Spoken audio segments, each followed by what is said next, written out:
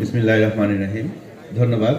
আজকের এই পাখি মেলা 24তম পাখি মেলা জাহাঙ্গীরনগর বিশ্ববিদ্যালয়ে এটি ঐতিহ্যবাহী, আমি বলবো যে একটি অনুষ্ঠান। কারণ প্রতি বছর এই অনুষ্ঠানকে কেন্দ্র করে আসলে একটি মিলন মেলায় পরিণত হয়।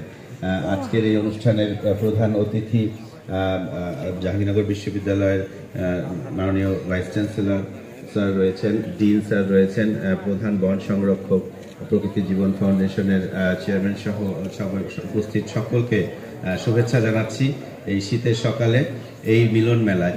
কারণ এটি আসলেই একটি মিলন মেলা, কেবলমাত্র জাহাঙ্গীরনগর বিশ্ববিদ্যালয় নয়, জুলজি, ওয়াইল্ড লাইফ কিংবা বটানি এইসব ডিপার্টমেন্টের অন্যান্য বিশ্ববিদ্যালয়ের সকল শিক্ষার্থী এবং শিক্ষকদের আমি দেখতে পাচ্ছি একটি মিলন মেলা।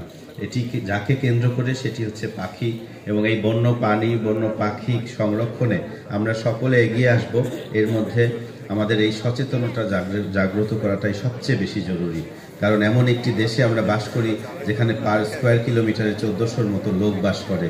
এই সব এত ঘনবসতির মধ্যে এই পাখি প্রাণী এবং এই পরিবেশকে, প্রকৃতিকে বাঁচানো আসলেই অত্যন্ত চ্যালেঞ্জের, যদি না আমরা সবাই সচেতন হই।